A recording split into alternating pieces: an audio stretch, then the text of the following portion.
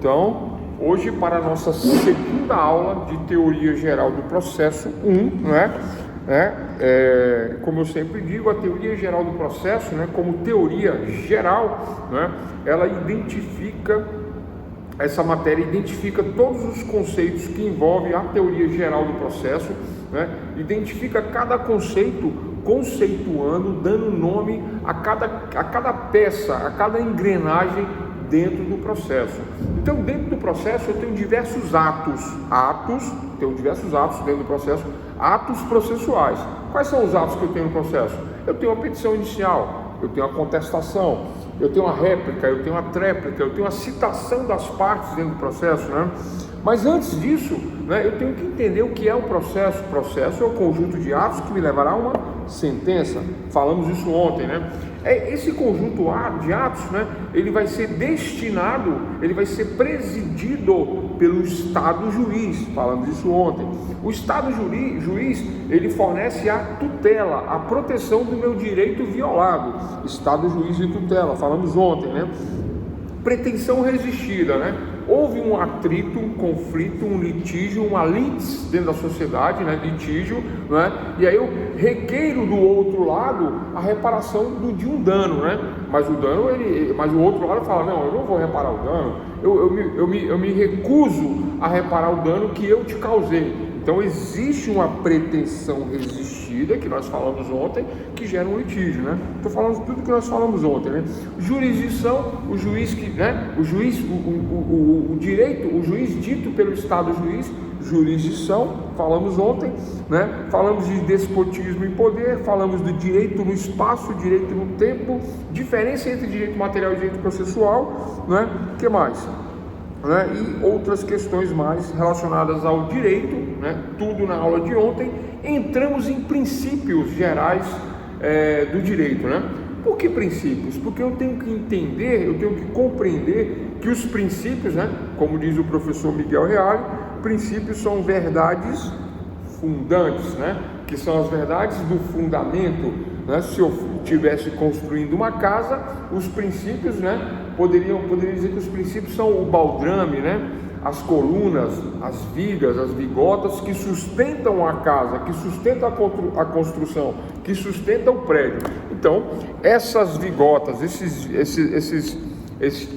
esta sustentação do imóvel, eu posso dizer que são os princípios. Então, os princípios, como dizia o professor Miguel Reale, como ele diz, no seu livro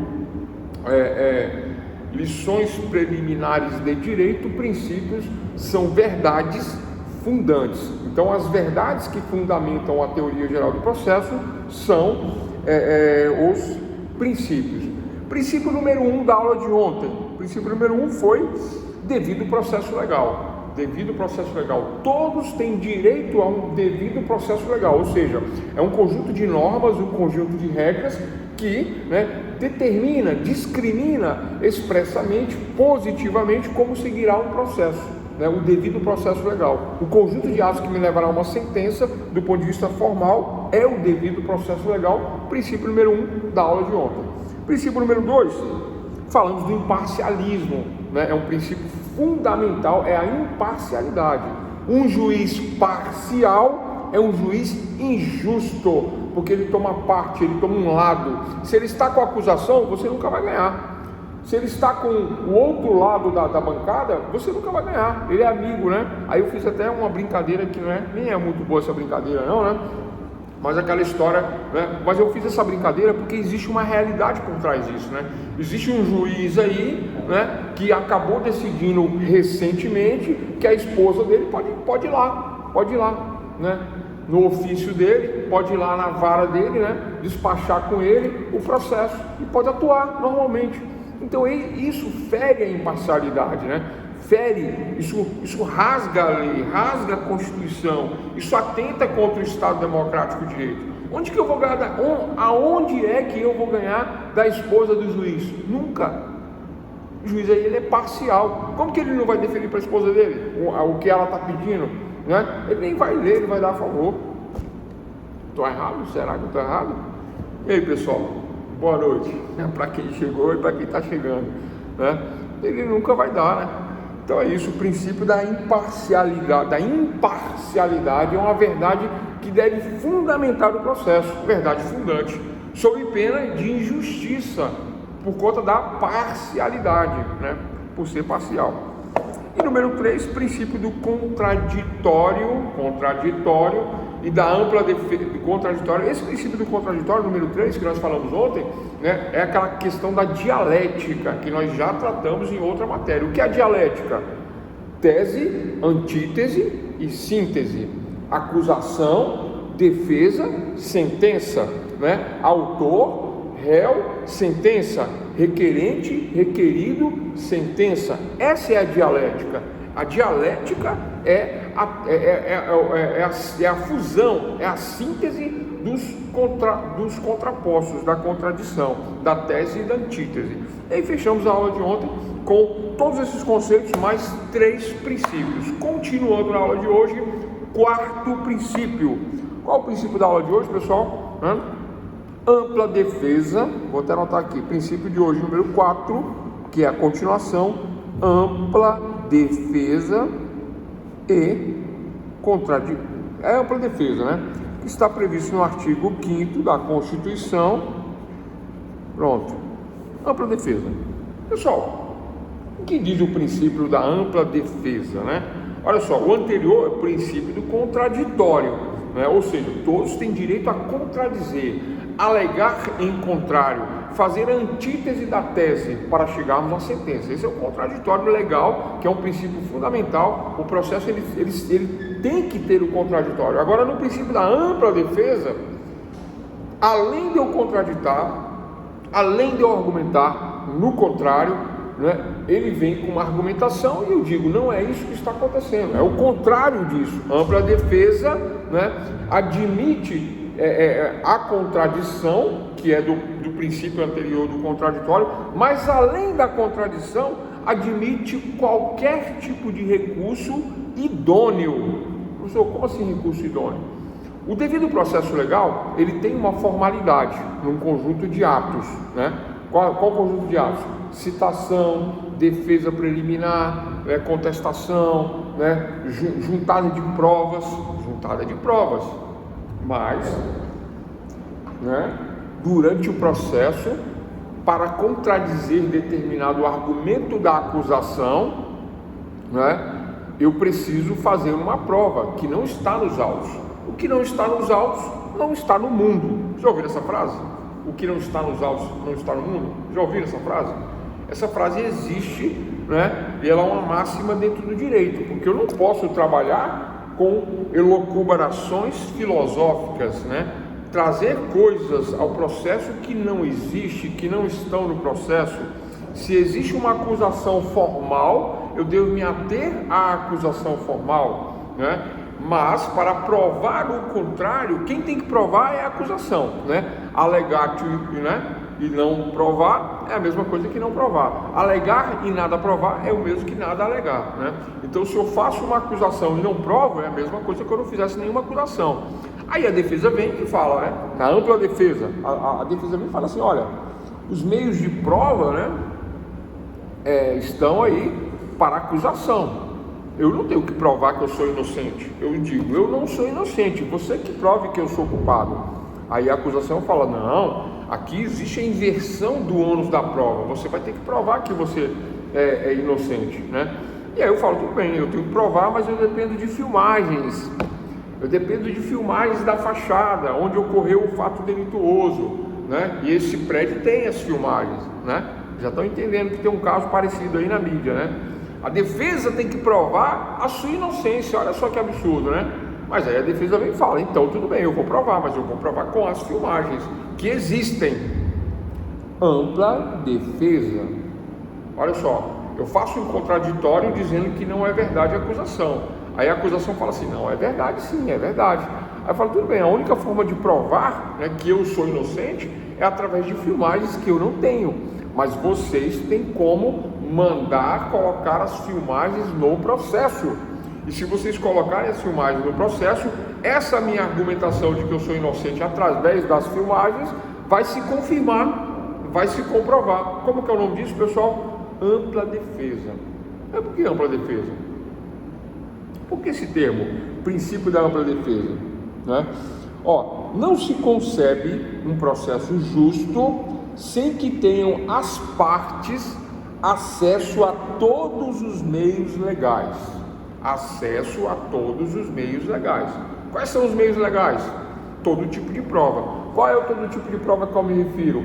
As que existem no processo, mas se a acusação me acusa de estar no local cometendo um delito e eu digo que não, aí eles falam assim, então prova que você não estava. Aí eu falo assim, não, eu estava, mas eu não estava cometendo delito.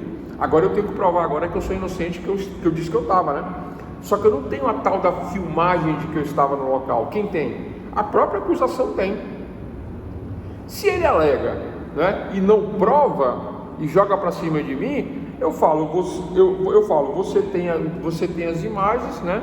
E a ampla defesa, que é o princípio que nós estamos discutindo agora, quarto princípio, né, dos direitos, né, quarto princípio da teoria dos processos, esse direito da ampla defesa, né, ele amplia o poder da defesa, né, no contraditório, trazendo questões externas do processo, trazendo questões de fora do processo, na defesa do réu, na defesa do lado contrário, né, na ampla defesa. Olha, não é só o contraditório, vai além do contraditório. Não é só dizer eu sou inocente, não. Eu digo que sou inocente, vou além do processo, fora do processo, tendo acesso, requerendo acesso a questões que podem trazer o que? A minha inocência. Então vamos lá, repetindo. Primeiro princípio, devido processo legal, que é a forma esculpida em lei, a forma processual em lei. Devido processo legal é garantida a todos. Todos têm direito a um processo conforme a lei. Número 1. Número 2, imparcialidade. Um juiz imparcial. Número 2. Número 3, contraditório. Eu posso contradizer, eu posso alegar o contrário, eu posso e devo argumentar o contrário, eu posso me defender. Número 3, contraditório. E agora número 4, ampla defesa. Além de contradizer, eu vou além do contraditório e digo, olha, eu além de ser inocente, eu não participei dessa questão. Eu estava no local, mas eu não participei. Aí a acusação vem e fala assim, então prova que você não participou. Aí eu digo, como assim provar? Você que está me acusando? Quem prova é você, não sou eu. A prova é de quem alega, né?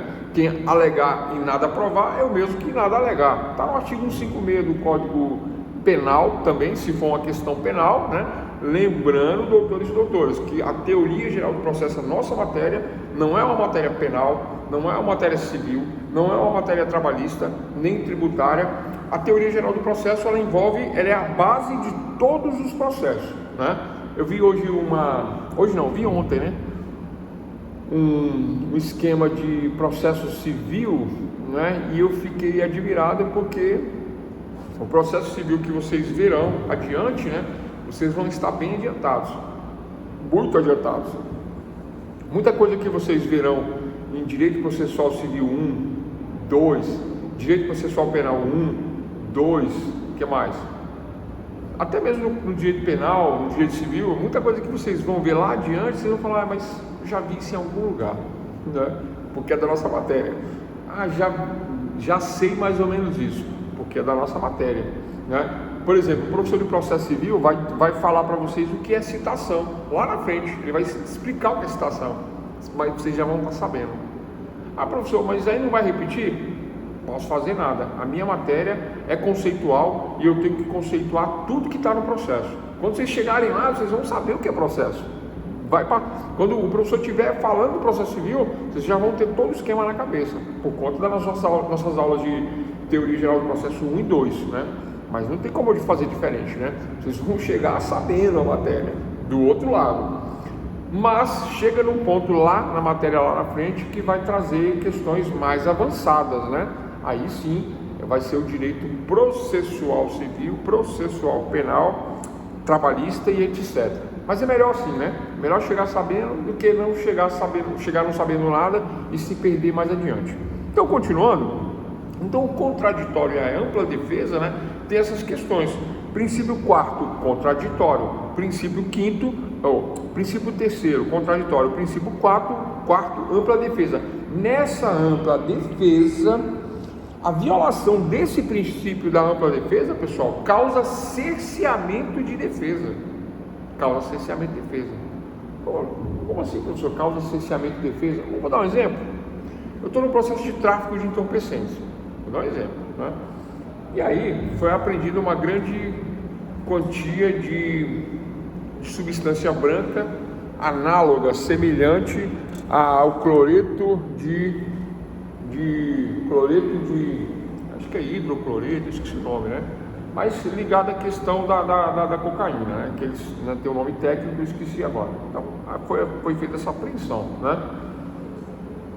Nem a grande quantia, mas uma pequena quantia, e a acusação do artigo 33 da 11.343 de 2006 contra o meu cliente. Essa é a argumentação. Conversando com o meu cliente fala assim: olha, né, doutor advogado, ó, não era cocaína ali não. Aí, como assim não era? Você estava vendendo o quê? Ah, não, era cafeína misturado com não sei o quê, misturado com isso, tal. Então ele vai e passa a composição. Eu faço uma pesquisa na lista do CISNAD, essa composição ela não é prescrita em lei, então ela não é ilegal, portanto ela não se enquadra na lei, nem no artigo 33. O que eu faço? Eu peço um laudo. Aí o juiz fala assim: não, mas para que um laudo? Ele foi apreendido em flagrante, com balança. Ele confessou que vendia a substância, que ele embalava, né?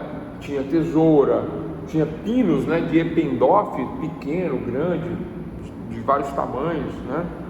Haviam anotações, telefonemas. Beleza, tranquilo. Aí eu falo: mas aonde é que se enquadra isso na lei? No artigo 33 da lei, né? Tráfico de entorpecentes.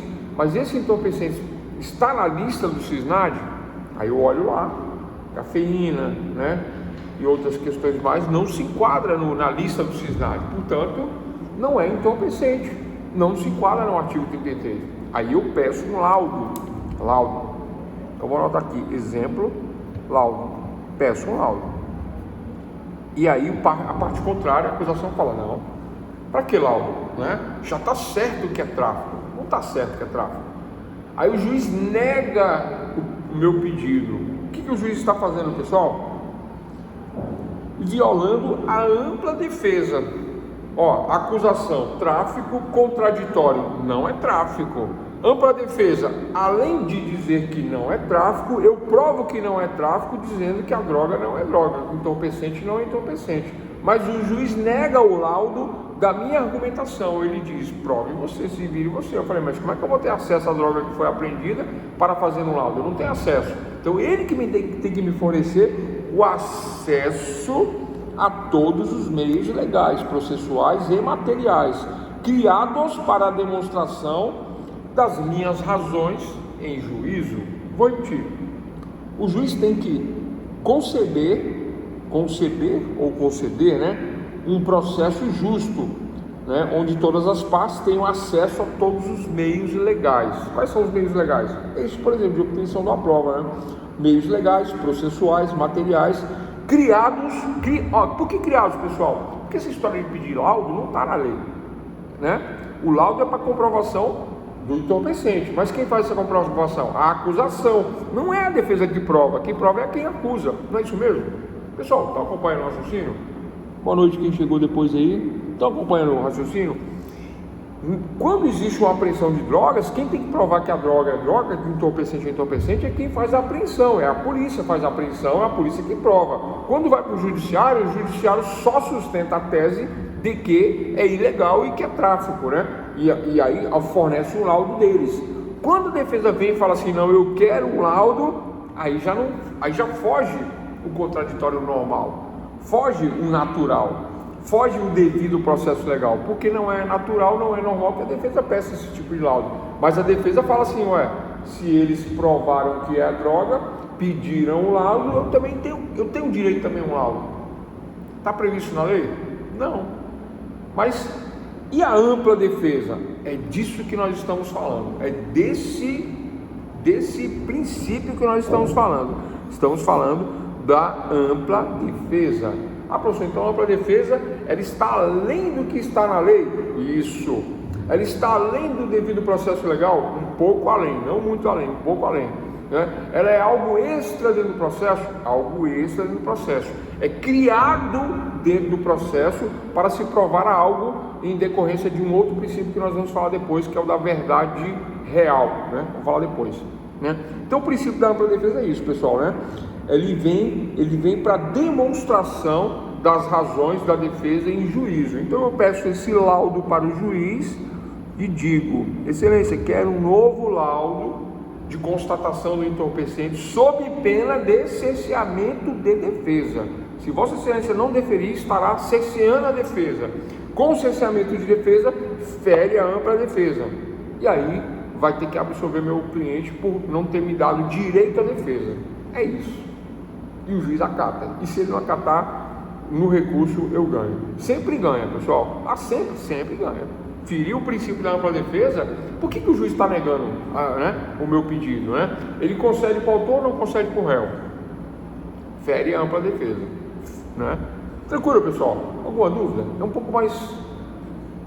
eu venho com o princípio do contraditório, logo em seguida o princípio da ampla defesa. O contraditório é a contestação dos argumentos da acusação, o contraditório. Na ampla defesa, eu contesto, mas eu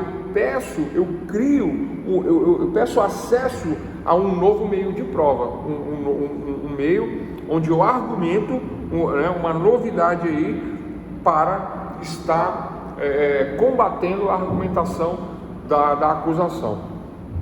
Tranquilo, né? Boa noite a todos, tranquilo. Então, ampla defesa. Vou adiantar aqui, ampla defesa. Então vamos passar agora para o quinto princípio da teoria geral do processo, que é a fundamentação. Anotem aí, pessoal, fundamentação, Constituição Federal, artigo 93, inciso 9. 9 é letra I e X. E o anterior é LV. Eu não falei o anterior, né? Ampla defesa. E esse é I. Professor, eu acho que eu perdi um princípio aí, viu? Oi? Eu acho que eu perdi um princípio.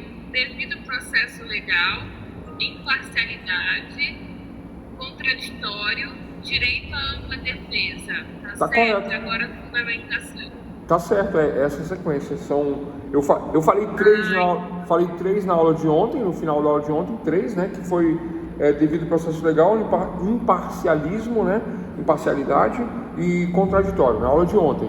Na aula de hoje, ampla defesa e agora fundamentação. Tranquilo? Então vamos lá. Então, continuando, fundamentação, quinto princípio, né? Artigo 93 da Constituição, inciso 9, né? Pessoal, fundamentação, princípio da... vamos recordar aqui, tá? Lembrando que os princípios são verdades, né? Da base do processo, da teoria geral do processo. Tanto faz se o processo é penal. Vocês percebem que uma hora eu dou um exemplo de processo civil, uma hora eu dou exemplo de processo penal, uma hora eu dou exemplo de processo previdenciário, né? Eu posso falar de um processo administrativo. O que é um processo administrativo, né?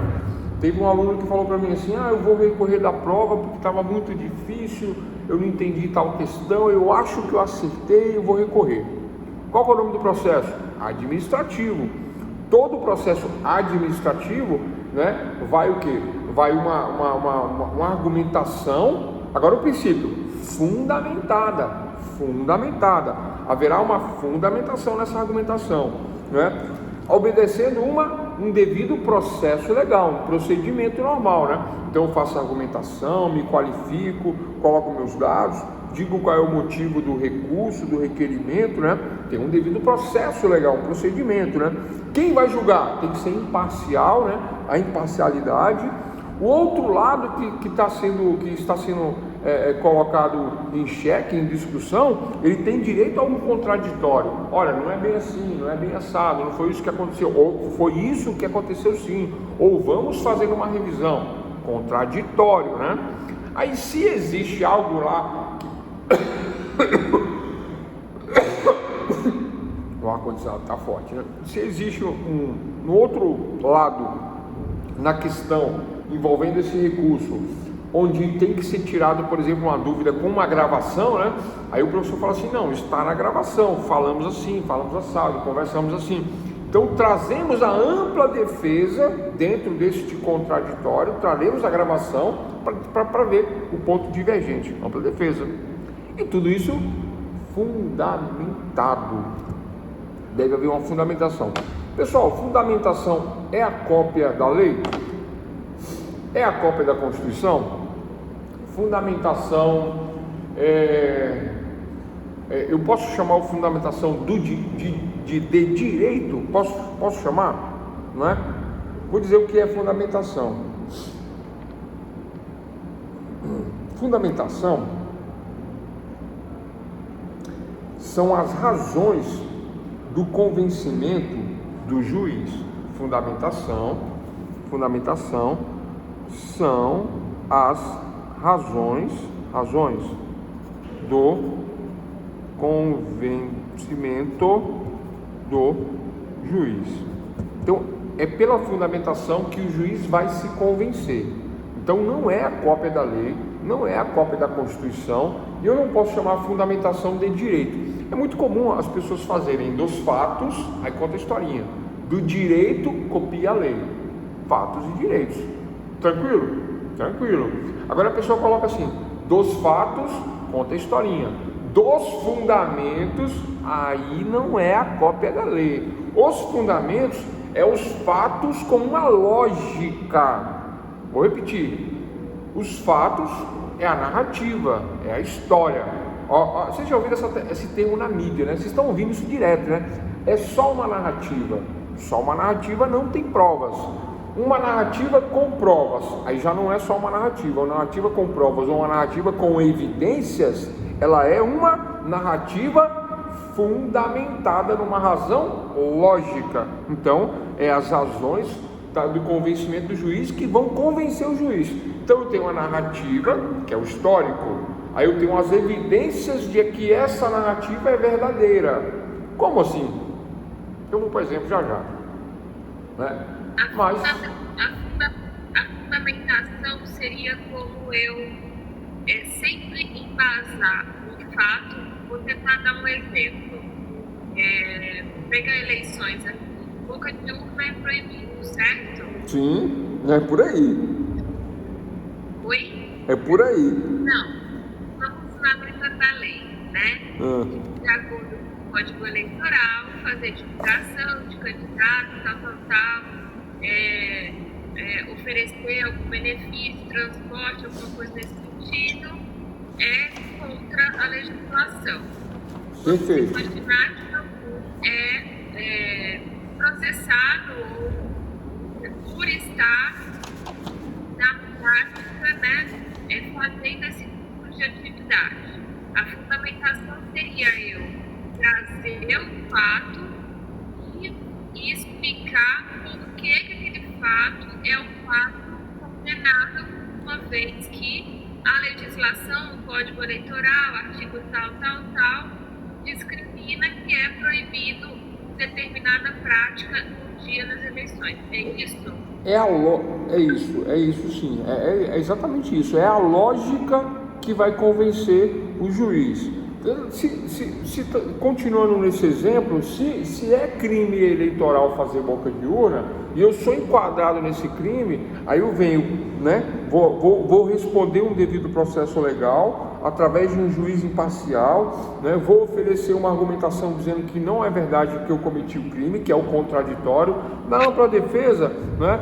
Eu não sugiro nada, não requeiro nada, fico no contraditório e normal, mas na hora de fundamentar eu digo, olha, eu não cometi o delito, né? E dentro do devido processo legal, quem tem que provar que eu cometi é a acusação. E eu provo que eu não cometi o delito porque a acusação não bate, não confere com o horário da qual eu sou acusado. Tal horário eu estava em tal local, tomando água no banheiro, estava na barraquinha de cachorro quente, estava dirigindo meu carro, né? E aí eu falo, qual é a prova, né, da acusação? Tal pessoa viu, tal pessoa falou. É a palavra dele contra a minha. Vou provar que eu estava com 2 outras pessoas que diz que eu não estava nem nesse local. Fundamentação, que são as razões que vão convencer o juiz a me absolver. Quais são as razões?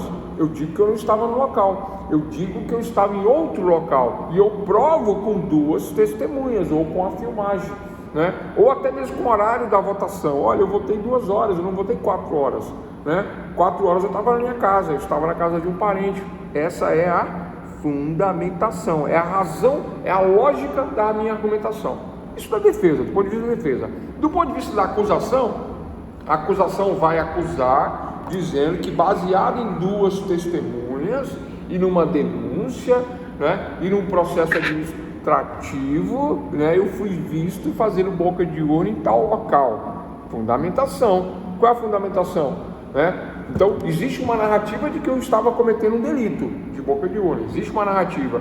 Qual é a prova? 2 ou mais pessoas, fulano de tal, RG tal, CPF tal, que mora na casa tal, disse que viu eu fazendo essa boca de urna, né? Então, eu tenho a narrativa me acusando de um crime e tenho a evidência, que é a prova dessa narrativa. Então, a fundamentação é a razão que vai convencer o juiz ou não, né, de que eu sou culpado. É isso, pessoal, né?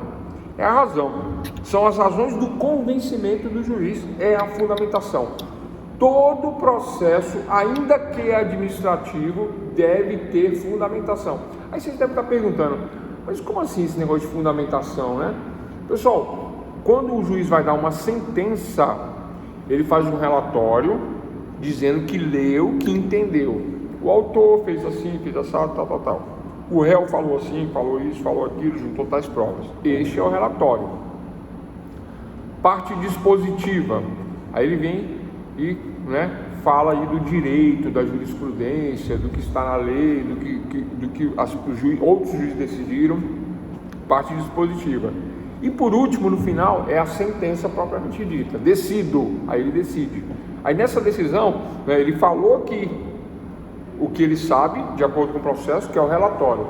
Ele apontou na lei, né, qual é o caminho. E por último, ele decide. Quando ele decide, ele fala assim, ó, estou decidido, estou dando a decisão fundamentada no artigo tal, na lei tal, né, na jurisprudência tal, e de acordo com os fatos, né, a narrativa e as provas que vieram carreadas aos autos, que me levam a decidir, né, a arrazoar o processo, estando convencido de que, né, são os fundamentos baseados, né, nessas razões que levam o juiz a decidir a causa.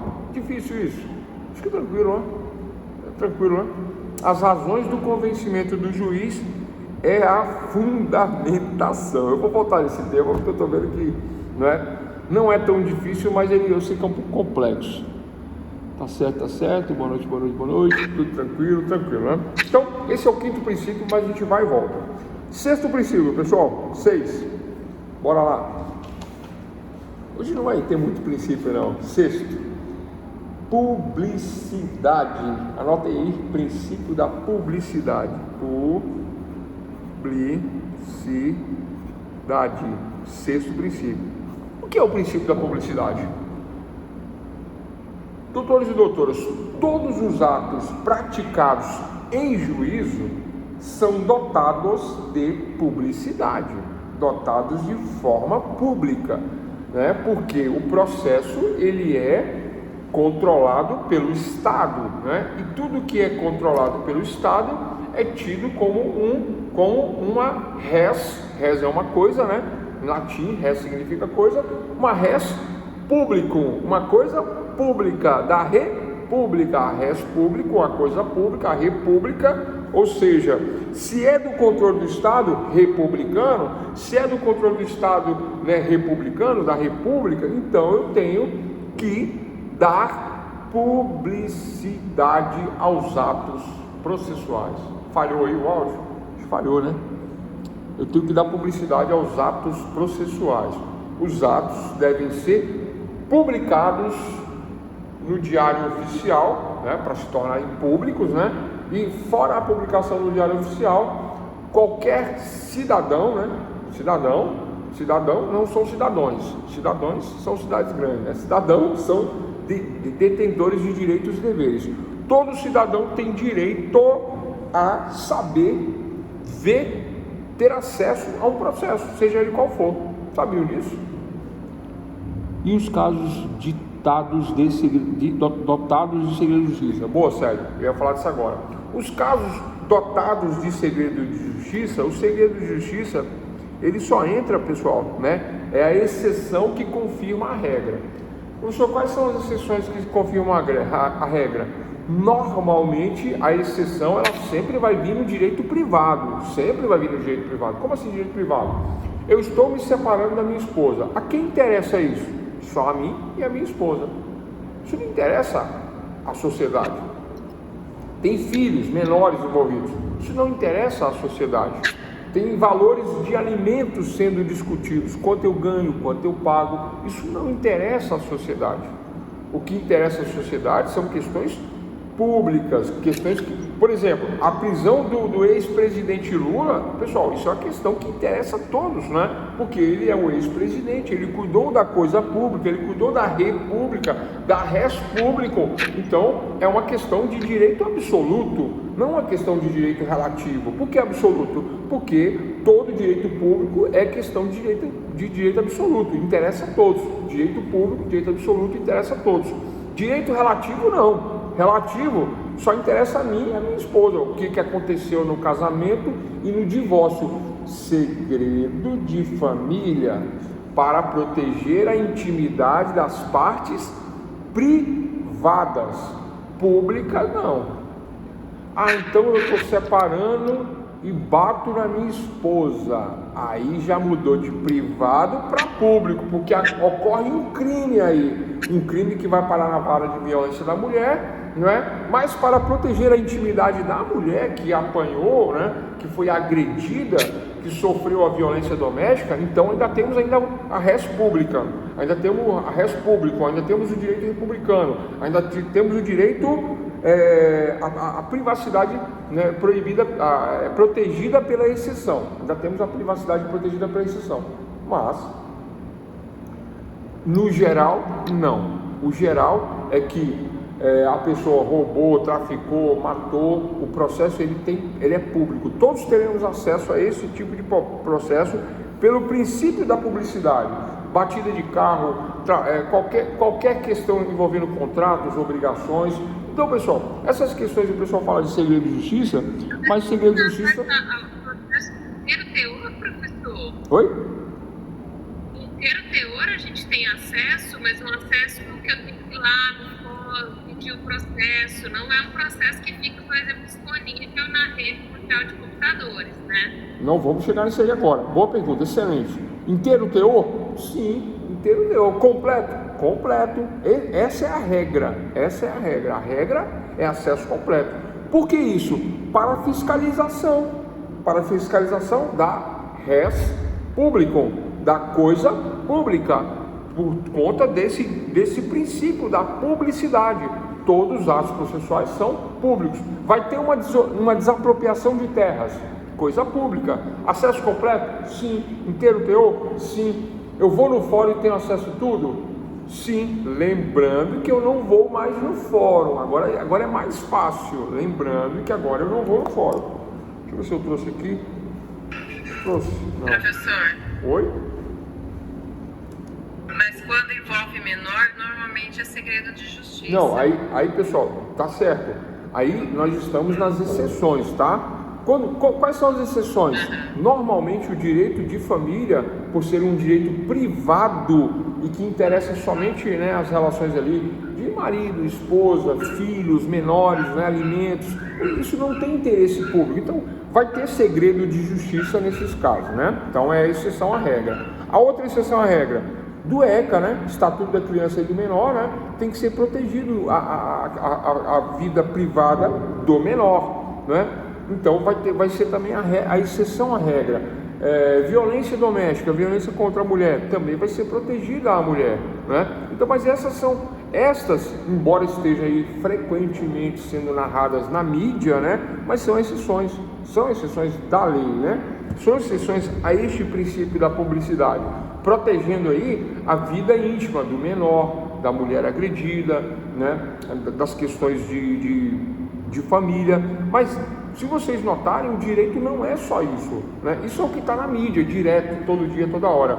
O direito, normalmente, né, ele é muito mais amplo. Se eu pegar o direito penal, né, tem uma vara especializada em direito de violência doméstica, né, que é violência contra a mulher. Existe uma vara especializada em violência contra a mulher, ponto. Mas existem mais outras 10, 20 varas, uma só para tráfico, uma só para homicídio, uma só para roubo de automóveis, né? Tem outras varas, tem outros casos que é muito maior a demanda destes outros casos. Por exemplo, homicídio, né? Eu tenho acesso a um processo de homicídio? Sim. Eu tenho acesso completo? Completo. Por quê? Por conta da coisa pública, né? Ah, mas eu vou ficar fuçando a vida de quem matou para quê? Não vou, né? Mas eu tenho acesso, eu posso fiscalizar, eu posso saber como é que está o andamento, eu posso ir lá fiscalizar. Sem ser parte? Sem ser parte. Apenas sendo advogado? Não, sendo advogado não é apenas, é muita coisa se você é advogado.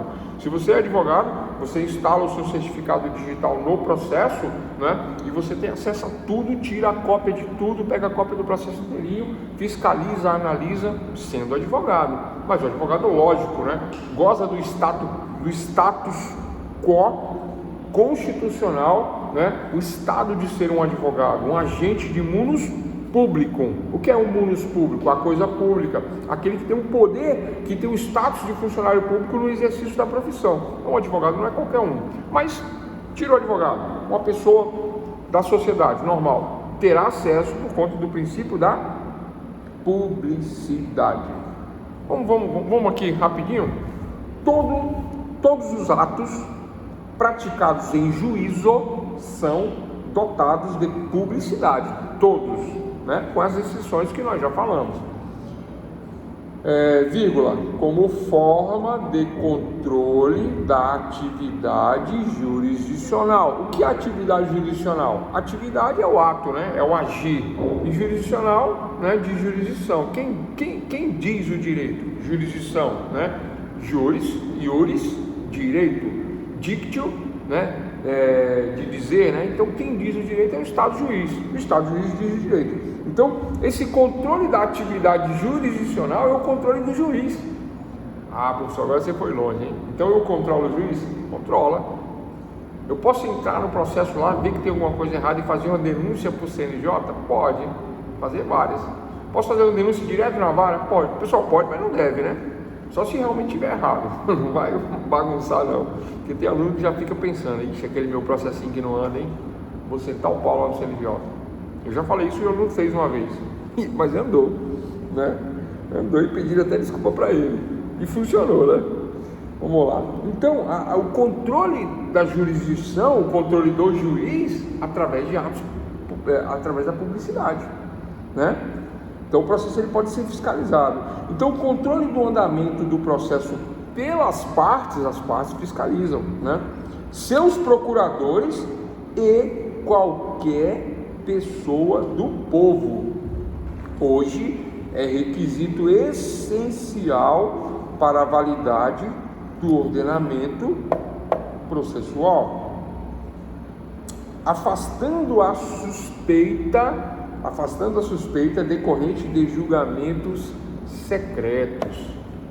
Vocês já ouviram falar de tribunal de exceção? Já ouviram falar? É proibido, no nosso país é proibido, tribunal de exceção, quando envolve menores e tal. Então, o tribunal de exceção é proibido no nosso país. O que é um tribunal de exceção?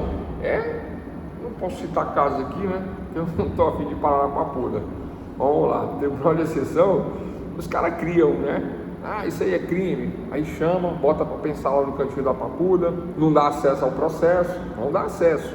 A defesa do advogado não tem acesso, o advogado não consegue ver o processo para fazer o contraditório, para fazer a ampla defesa, para fazer uma fundamentação. Tem que haver publicidade. Aí eles falam assim, mas são atos contra o Estado, não pode ver, não pode pegar, não pode tirar cópia para não vazar a cópia, né? Não tem acontecido isso? A gente não ouve falar sobre essas questões aí na mídia? Então, isso aí é ilegal, né? Isso fere ao princípio da publicidade. Ah, professor, prova que você está certo.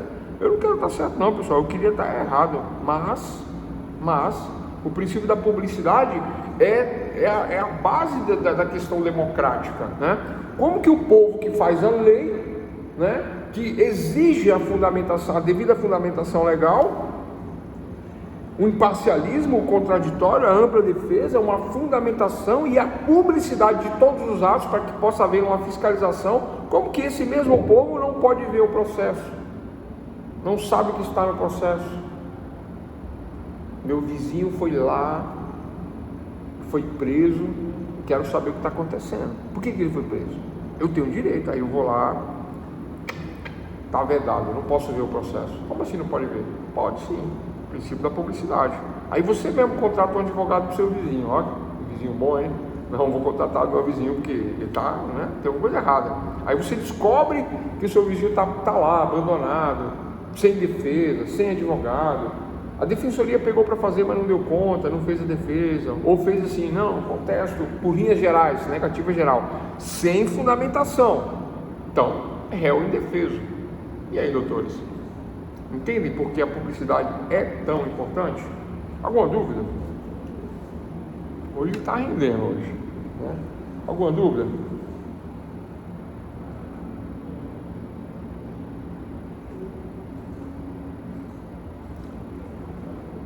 Então, pessoal, as exceções estão restritas ao direito de família, tá? Que normalmente, né, o direito de família, né, é o interesse privado das partes que estão em litígio, né? Na pretensão resistida de um cônjuge ou de outro, na exigência de uma pensão, na discussão de uma guarda, né? Isso daí só interessa à família, só interessa às partes envolvidas, né? Isso não interessa à sociedade. Óbvio que interessa à sociedade sim, por conta dos abusos contra o menor ou contra a mulher, que agora está muito, né, em voga essa discussão do abuso contra a mulher, agora tem muito essa discussão. Então sim, interessa à sociedade, mas quem que vai proteger isso e fiscalizar isso? O Ministério Público. O que é o Ministério Público? É aquele que promove a justiça, que fiscaliza. Então o promotor de justiça ele vai fiscalizar. Pronto, mas em segredo de justiça ele fiscaliza. Então temos aí a publicidade nos atos processuais, né, praticados dentro do processo. Sexto princípio, acabamos de falar, publicidade. O anterior, fundamentação. Então vamos para o sétimo. Olha aqui, sétimo princípio. Esse é bom. Duplo grau de jurisdição. Anotaram? Sétimo princípio, duplo grau de jurisdição, porque o juiz tem dor de dente. Porque o juiz pode não estar num bom dia. Né? A mulher do juiz dormiu de calça jeans. Ele tomou uma pinguinha com Lula. E aí ele pode não estar num dia bom para dar uma decisão. O que acontece, pessoal, né? Essa decisão do juiz, por ele ser um ser humano, é comum, mas não deveria ser, mas né? Porque o Estado juiz, ele está ali, né, representado, né, representando o Estado juiz, mas é uma pessoa sujeita a falhas, né? E aí, por conta dessa falha, que pode vir a levar um inocente à condenação, ou um condenado à inocência, não sei, né? Ou favorecer um lado em detrimento do outro e vice-versa, né? Num erro normal, natural, às vezes de interpretação da pessoa que viu ali, né, no relatório, no dispositivo, na sentença, viu algo, né, que não condiz com a realidade de acordo com o argumento da parte, que se inconformou, um inconformismo daquele que teve uma sentença contraditória ao seu interesse, né, não satisfez a parte. Eu estou insatisfeito, eu pedi o ressarcimento de danos do meu veículo, pedi 10 mil reais de ressarcimento de danos, o juiz deu 3. E o 7, como é que eu fico no prejuízo? Excelência, né? Embora Vossa Excelência tenha sempre decidido de forma equânime, justa, né? Sempre, inclusive me dando ganho de causa, mas não é 3 mil, eu fiquei no prejuízo de 10, não fiquei no prejuízo de 3. Então, ante o exposto, né? Ante o deferimento parcial, né, eu preciso recorrer da decisão que me foi desfavorável. Me favoreceu dizendo que eu ganhei, mas eu não ganhei o que eu queria, que é 10, eu ganhei só 3, então eu quero a diferença, que é 7. Então vou recorrer da sentença de Vossa Excelência, né, para um outro grau de jurisdição, duplo grau de jurisdição. Duplo grau por quê? Porque eu estou no primeiro grau, agora eu vou para um segundo grau de jurisdição, duplo grau de jurisdição. Juris, direito, dição, quem diz o direito. Então, Vossa Excelência disse o direito aqui no primeiro grau, né, no juiz acó, mas no juiz adquem, posterior, num outro grau de jurisdição, no grau acima de jurisdição, não no tribunal que foi decidido, mas no tribunal acima, segundo grau, não no primeiro grau, no segundo grau. Eu peço para que os juízes, porque agora no segundo grau tem juízes, não tem um juiz, tem mais de um. Eu peço para que os juízes de segundo grau venham resolver a questão a qual me foi prejudicial. Agora o segundo grau vai revisar o processo, modificando ou não a sentença. Eu disse que eu ganhei 3, mas eu mereço 10. E o juiz de primeiro grau disse que eu mereço receber, mas não 10, 3. Aí eu digo, Vossa Excelência não decidiu de forma equânime, baseada nas seguintes razões. Aí eu coloco as razões fundamentando o porquê que eu mereço 10 e não mereço 3. E mando para o segundo grau. Duplo grau de jurisdição. O que diz esse princípio? Diz que toda decisão ou sentença judicial, toda decisão, pessoal, quando eu falo toda decisão ou sentença judicial, quando eu falo em toda decisão, decisão administrativa, cabe recurso. O professor dá nota na prova, o aluno não se conforma. Ah, professor, eu merecia mais. Aí o que o aluno faz? Recorre. O professor fica bravo? Não. Recurso faz parte, né? Eu não dou aula de teoria geral do processo? Recurso. Aí o aluno recorre. Vai parar na mão de quem? Da coordenação, que é imparcial. Não fica nem do lado do aluno, nem do lado do professor. Aí chama o professor e fala assim, professor, ó, tem um recurso aqui, dá uma olhada aí, vê se tem um erro, se tem alguma coisa aí que você possa fazer para modificar isso aí, ou a favor, ou manter. Aí o professor olha, contraditório, fundamentação. Manteve, não manteve, né? Aí se de repente tiver realmente uma divergência, né? O coordenador fala assim, não, professor, modifica aí, tá tendo uma divergência aí, vamos ver o que a gente faz. Ou não, mantém, reduz, dá uma prova nova, dá um trabalho, né? Sai alguma coisa disso aí. Duplo grau de jurisdição ainda, que é administrativo, né? Se não resolver, aí tem um terceiro grau de jurisdição. Tem um terceiro grau? Tem, né? Tem um terceiro grau. Porque o coordenador não resolveu, pode subir mais, né? Aí sobe um pouquinho mais, num terceiro grau de jurisdição. Esquece essa questão administrativa, voltando para o judicial, para a jurisdição. Primeiro grau, decidiu contra, vai para o duplo grau de jurisdição. No TJ, no Tribunal de Justiça aqui da minha cidadezinha, né? A pequena aqui, em Brasília, deu a favor, mas não deu o que eu queria 10 mil, deu 3 mil, né? Aí eu recorro para um duplo grau de jurisdição, segundo grau, né? Recorro para o segundo grau.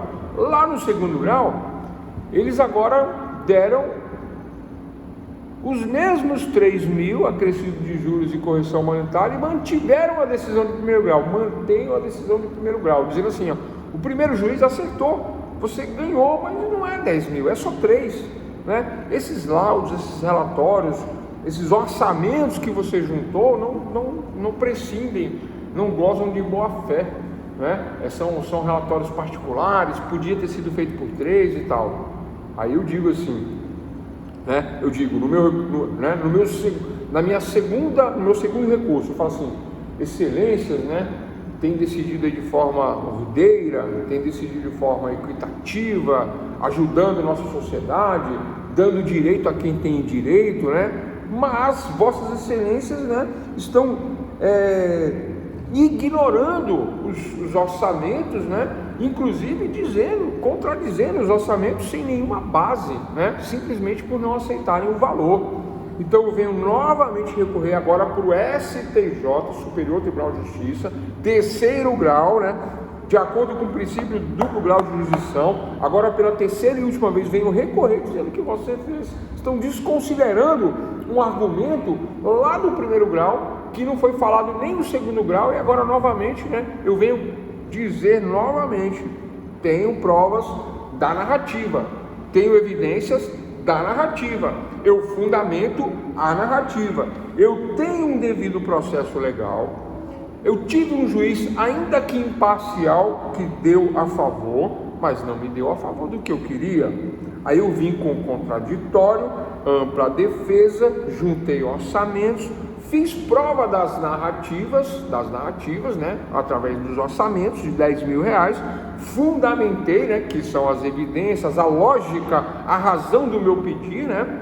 Aí eu digo, eu ressalto, olha só, para-choque custou tanto, lanternagem custou tanto, funilaria, né, aqui em São Paulo é funilaria, aqui como é que é o nome? Aqui é lanternagem, é que cada lugar tem um nome, né. Qual é o nome aqui, Cláudio, quando faz serviço de reparação de veículos, lataria? Acho que é.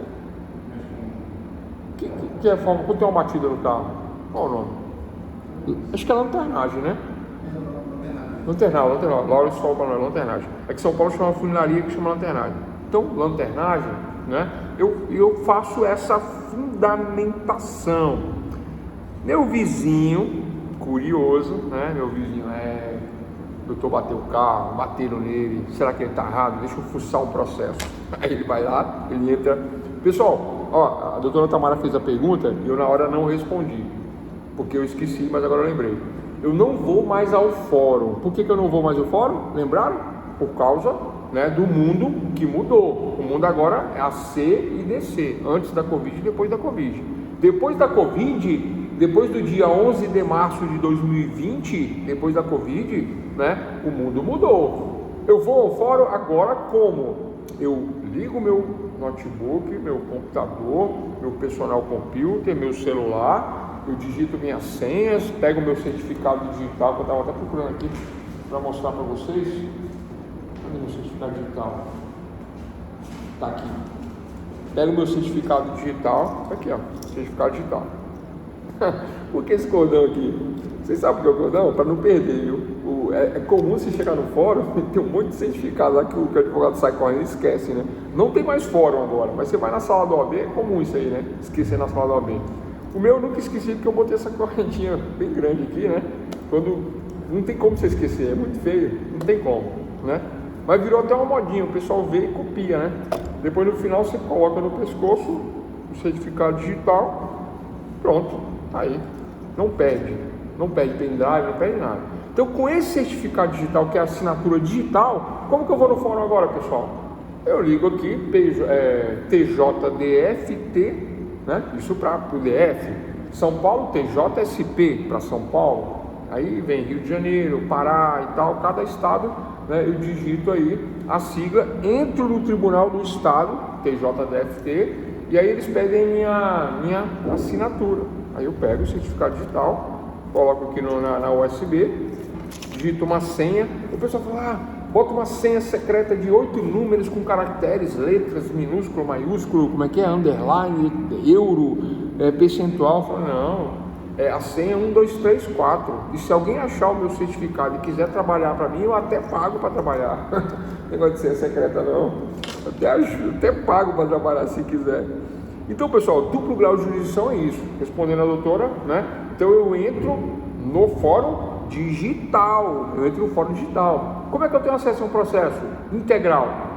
Se eu tiver o CPF da pessoa ou o nome dela completo, eu pesquiso ali e sai o processo, por causa do princípio da publicidade. Oi. Não, mas eu não tenho certificado digital porque eu não sou advogada, mas eu gostaria de consultar no processo. Vou responder essa agora, vamos lá. Qualquer pessoa, qualquer cidadão, ainda que não sendo advogado, pode sim contratar um serviço de certificado digital. Pode, sabe que pode? É que as pessoas, aqui a gente não sabe, né? Porque não tem ninguém para informar a gente. Mas eu não sendo advogado, eu posso ir numa certificadora, acho que paga uns R$300, viu? acho que paga 320, 330, que é o token que custa R$100, esse negocinho aqui, né? Que não é como é que é o nome? Não é um pendrive, tá? Ele fica instalado aqui o certificado. Acho que essa pecinha aqui custa uns R$100 e mais 230, 250 do certificado, dá uns 350, é isso. Um certificado normal, para acessar, por exemplo, qualquer serviço do governo, Detran, qualquer serviço de Detran, qualquer serviço de fiscalização, né? E os sites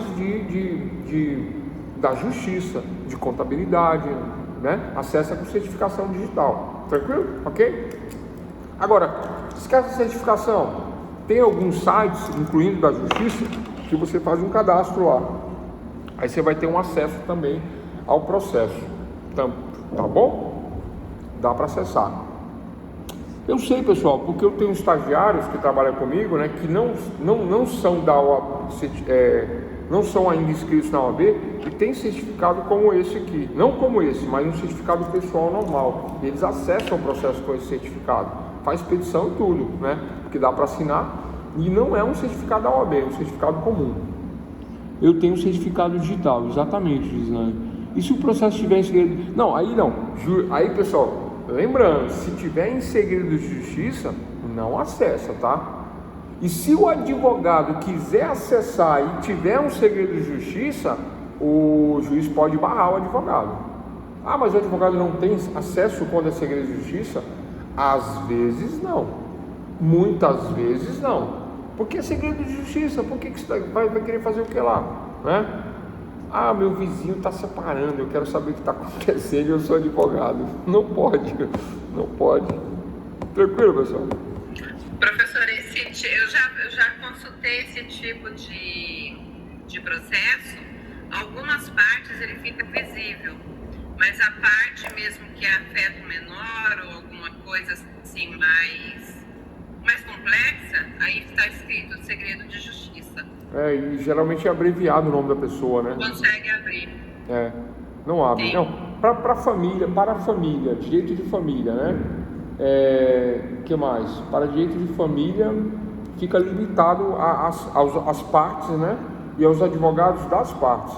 Aí, para mim ter acesso ao processo, eu tenho que realmente ser advogado de uma das partes. Aí eu entro com a procuração, peço a habilitação dos autos, aí o juiz libera o acesso para mim ver o processo, ter acesso completo. Né? Essas são as exceções. A regra é que eu terei sim acesso completo aos autos. É comum, viu, pessoal? Né?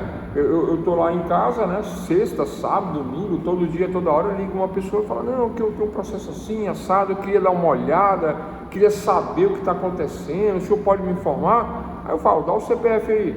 Aí entro lá, digito o CPF, aparece no processo, entro e explico para a pessoa, olha, é esse processo, é isso que quer dizer, você está sendo processado, porque eu tenho acesso, né?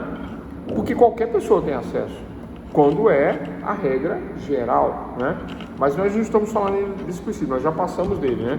Só lembrando que o processo é digital, eu entro aqui no meu computador agora e consigo ter acesso. Vocês no final da aula façam a experiência, de onde vocês estiverem aí, né? Pode digitar, por exemplo, se for DF, tjdft.jus.br. São Paulo, tjsp.jus.br, é isso mesmo. Vocês vão entrar no site do tribunal e aí vai ter lá PJE, Processo Judicial Eletrônico. Aí, né, tem lá consulta, processo, aí digita um CPFzinho lá de vocês. Aí vocês veem se tem processo, né, com o nome de vocês ou não. Não tem, professor, pega o CPF do vizinho. Mas tem uns que é físico, aí tem digitalizado dentro. E agora a gente faz o processo físico praticamente não existe mais. Os processos físicos praticamente... Não, mas eu falo assim, mas mesmo esses processos mais antigos, tem ele digitado e colocado dentro do processo. Tem. Eles jogaram dentro do... Tem. Porque assim, os processos mais antigos, muito antigos, né, já estão todos escaneados, trabalhados em PDF e já viraram um processo digital. Então dá para consultar os antigos E os novos já são feitos todos em PDF, né? E são os processos novos que obedecem a essa regra nova, né? Só para esclarecer aí que eu não vou mais ao fórum, né? Normalmente, fisicamente, eu vou via digital e ponto nessa questão da publicidade. Duplo grau de jurisdição, que é o direito ao recurso, por conta, né, dessas interpretações, dessas análises, né?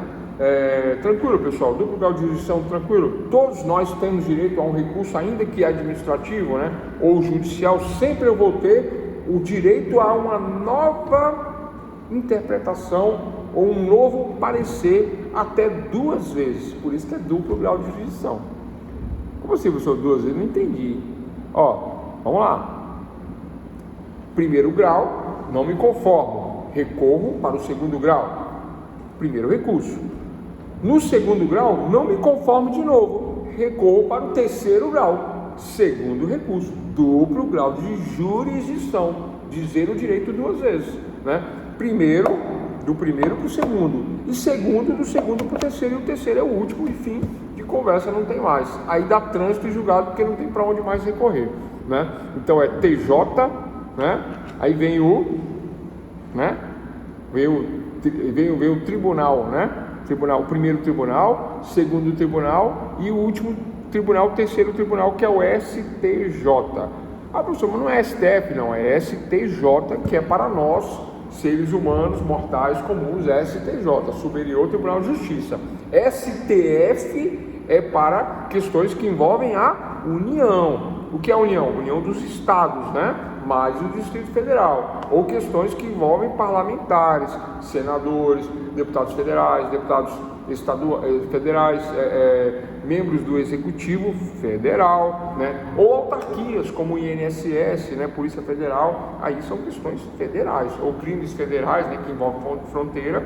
Aí é da linha, né? Dos federais, não da justiça comum para nós, né? E para eles, que envolve a União, o governo, justiça federal, que não é incomum, nem é melhor, nem é diferente, nem é especializada, nada disso. É só a competência que julga causas envolvendo o Estado. Aí disse de justiça federal, chamamos de justiça federal. Então o duplo grau de jurisdição é esse direito a 2 vezes o recurso.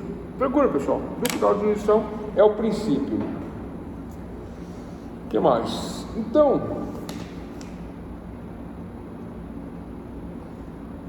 é isso, né? Tem outras questõezinhas aqui que não vale a pena comentar, não. Fechamos aí 7 princípios, né, da teoria geral do processo. Fechamos 7 princípios. Vamos falar de mais alguns agora, né? Agora vamos falar de princípios internos ao processo, né? Esses são princípios que eu chamo de princípios externos. Os princípios externos se resumem a devido processo legal, imparcialismo, contraditório, ampla defesa, fundamentação, publicidade, e fechamos no duplo grau de jurisdição 7 princípios externos. A teoria geral do processo, de maneira geral, trabalha esses 7 princípios fundamentais que fundamentam o processo de maneira geral. Mas existem alguns processos que são internos ao processo. Como assim internos, professor? Olha só, esses processos chamados de interno, eles são internos por causa do ramo, né? Por causa do ramo civil, penal, né? Tributário, trabalhista, né? Então ele quer dizer, ele é inerente ao ramo, né? Então vamos aos exemplos. Quando eu falo do processo civil, né, eu falo do processo normalmente que envolve interesse privado. Lembrando que o interesse, né, é aquilo que está entre as pessoas. O que está entre as pessoas? O que está entre os seres? Entre os seres. O que está entre os seres? O interesse. Qual é o interesse, né? Eu tenho interesse em ser ressarcido, né, neste acidente de trânsito.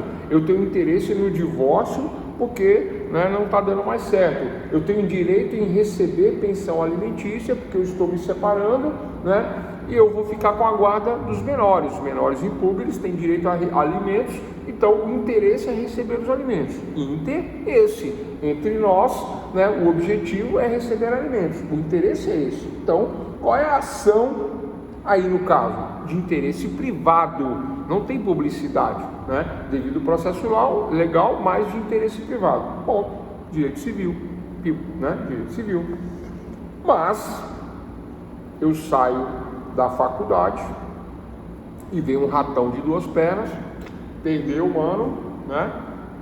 Leva chave, leva o telefone, leva tudo. E aí o que acontece, pessoal? Roubo, né? Roubo, uma ação violenta mediante o emprego de arma de fogo e subtrai a res furtiva, leva embora e eu fico no prejuízo. Ligo para a polícia, no telefone da faculdade, a polícia pega, prende em flagrante delito de roubo, leva para a delegacia, apura o crime, né? Esse flagrante de roubo é enviado para o Ministério Público oferece a denúncia de crime de roubo e aí vai sofrer o processo penal de ação penal pública incondicionada. Ah, professor, eu sempre tive dúvida nisso aí. O que é esse negócio de ação penal pública incondicionada? E o que é ação penal pública condicionada? A representação. Responde essa pergunta agora, vamos ver se você sabe. Eu sei, mas daqui a pouco, peraí. Antes, eu quero dizer que no meu divórcio, eu entro se eu quiser. E eu entro com o divórcio. Ah, vou me separar, não quero mais. Aí no meio do caminho, pensando bem, acho que eu não quero separar não. Aí eu tiro a ação. Aí chego em casa, né? Aí briga, vou separar de novo. Aí entra a ação. Aí no outro dia, tira o divórcio. Aí eu entro com o divórcio em novembro, em dezembro tem Natal, Ano Novo. Aí eu tiro o divórcio de novo, eu espero passar as festas. Vocês entendem? É assim, pessoal, né?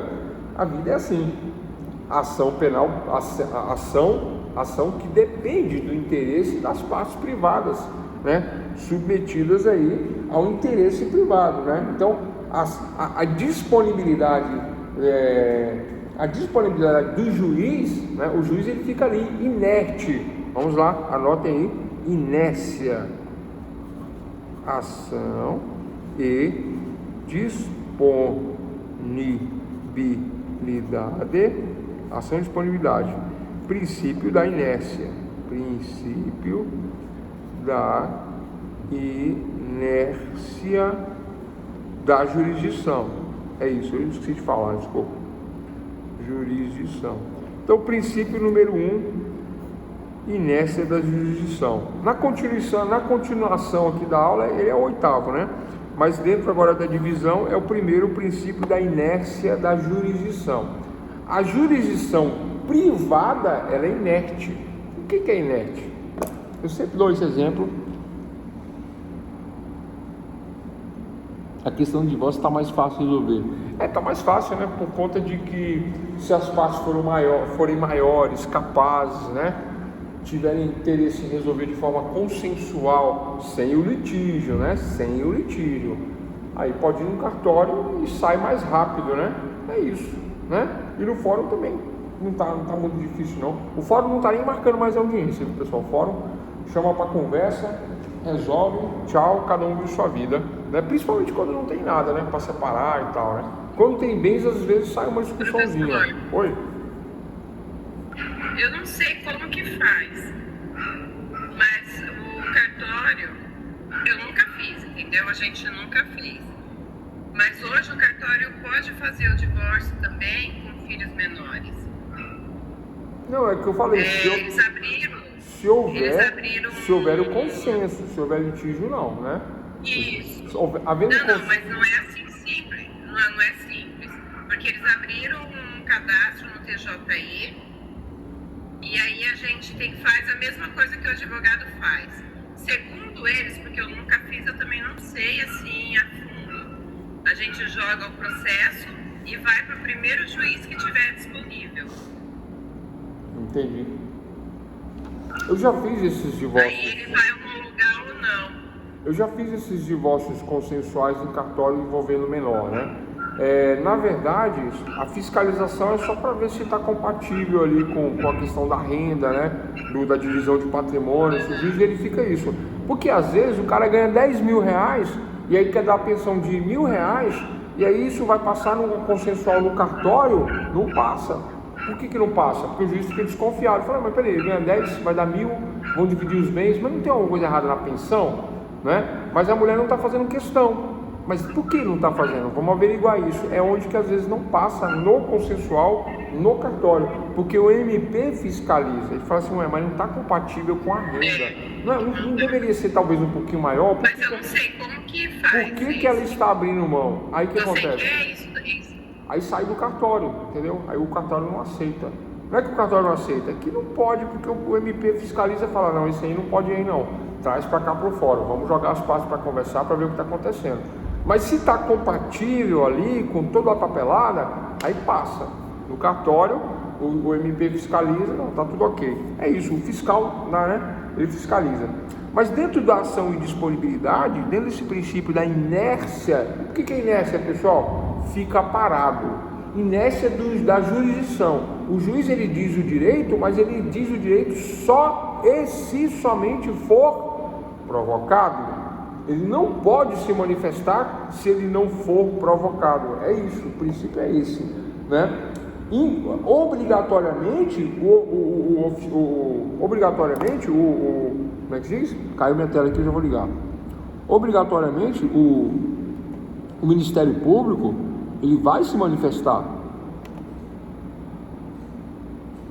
Não está ligando. Já vai ligar.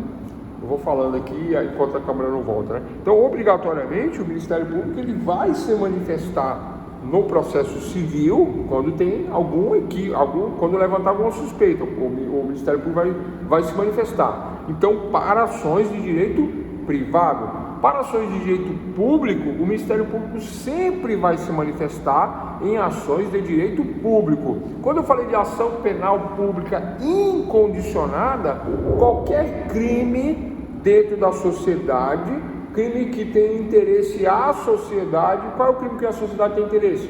Homicídio, roubo, furto, estelionato. São ações penais públicas incondicionadas. Independente da condição, o Estado vai agir. Eu fui roubado, o Estado vai agir. Eu fui furtado, o Estado vai agir, né? Sempre o Estado vai atuar no meu interesse. Sempre está. Eu querendo ou eu não querendo, se houver um roubo, o Estado vai atuar. Ação penal pública incondicionada para ações incondicionadas, para ações penais, para ações que envolvem interesses de toda a sociedade. Ação, né, de direito público. Mas ação de direito privado não, pessoal. Ação de direito privado, o interesse é meu. Se eu separo, se eu não separo, se eu divorcio, se eu não divorcio, eu vou lá e dou entrada, né? Ah, não quero mais separar não, vou lá e retiro. Eu vou lá na entrada e retiro, dou entrada e retiro, dou entrada, aí deixo, esqueço. Aí eu esqueço, sabe o que acontece? Eu esqueço, aí acontece o seguinte: marco o dia da audiência e eu vou no fórum. Quando chega na hora, eu desisto de separar e ela também, né?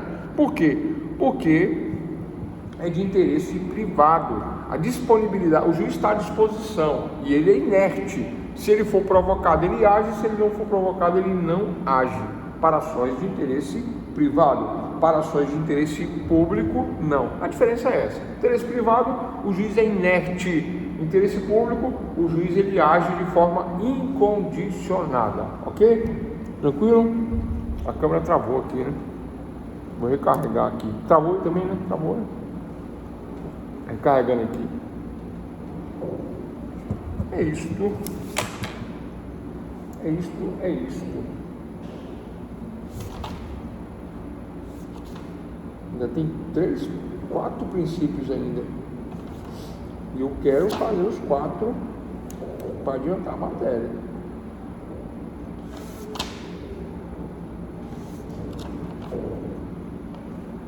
Bora que bora. Mas eu tô achando que não vai dar não. Ah não, vai, entrou. Aí que beleza. Tranquilo, né, Cláudio? Tá acompanhando bem, né? Esse último parece que ficou meio... meio em aberto, ó, o som. Acho que vai... Mas eu vou dar uma clareada nele.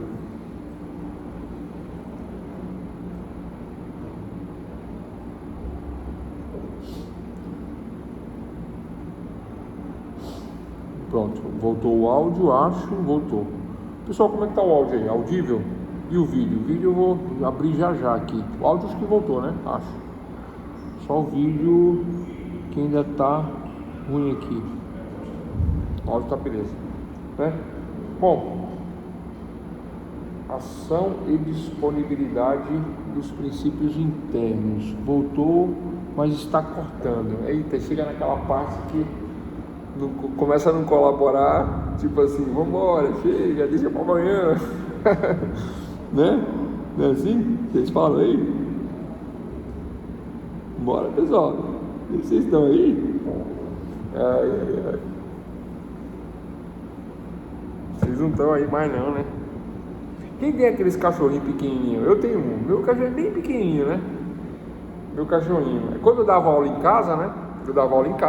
De terno completo, viu, pessoal? Não é aula só daqui para, tipo, né? O pessoal fala que o pessoal da bancada de jornal dá aula, né?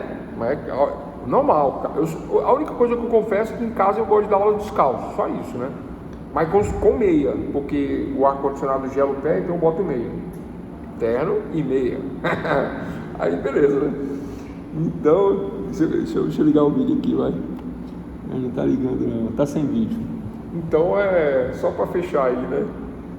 Então, mas aí pegava o cachorrinho, vinha, sentava, ficava debaixo do pé aqui, eu dando aula e mexendo no pé do cachorrinho, né? Piso em cima do cachorrinho.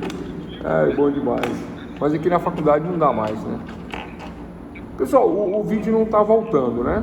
Mas olha só, ficou para nós falarmos sobre princípio da verdade formal, ficou para nós falarmos princípio da lealdade processual, muito importante esse princípio da lealdade processual, oralidade, que é a tal da sustentação oral, né? Nós temos que falar sobre isso, e por último, economia processual. Então, economia processual, oralidade, lealdade processual e verdade formal. Pessoal, verdade formal e tem verdade real. A verdade real, ela só está no processo público e no processo penal. Só, a verdade real, vou falar. Agora a verdade formal não, ela é do processo civil. O processo civil só admite a forma prescrita em lei. O que está nos autos está no mundo e o que não está nos autos não está no mundo. Verdade formal. Eu já vi advogados falar assim, mas a verdade real dos fatos no processo civil, isso não existe. A verdade real é esta, a verdade real é aquela. Se eu tivesse tal prova, se eu tivesse aquela prova, isso aí é falácia jurídica, isso não vale. Falácia é engano. O juiz não aceita falácias no processo civil. A verdade formal tem que ser provada. É uma narrativa com evidências, uma narrativa com provas. Verdade formal, né? Essa verdade formal, ela é exigida no processo civil. A verdade formal, ela é exigida. A verdade real, não. Como assim, professor? No processo civil não exige a verdade real? Pessoal, a verdade provada, a narrativa com evidências, né, ela se torna real. A narrativa sem evidências, ela é irreal. Mas eu tenho certeza que aconteceu assim, mas eu não consigo provar. Existe uma verdade real, mas essa não é do processo civil, essa é do processo penal. O processo penal pode ser reaberto com uma revisão em busca da verdade real. O processo civil não, ele não reabre. Há uma ação rescisória de sentença? Mas isso é muito raro, dificilmente acontece, mas é a verdade formal que se exige no processo civil. Amanhã nós vamos falar desse princípio com mais detalhe, vou dar exemplos, porque hoje realmente a tela não vai voltar. Tranquilo, pessoal? Então é isso, né? Nós vamos fechar aqui e vamos amanhã continuar com 4 princípios, tá? E mais conceitos novos, amanhã é quinta-feira. Aí eu vou voltar a falar de jurisdição, autotutela, autocomposição, tutela jurisdicional, vou entrar nas características e vou falar de princípios da jurisdição. Então eu vou acabar 4 princípios, a sequência dos princípios, vou finalizar os 4 e vou entrar em princípios jurisdicionais. Aqui eu estou falando de princípios da teoria geral do processo, aí depois eu entro em princípios internos e agora eu entro em princípios da jurisdição para a aula que vem, já na aula que vem. Tá ok? Forte abraço a todos. Infelizmente, né, travou tudo aqui, não dá pra gente continuar, a gente continua amanhã, tá bom?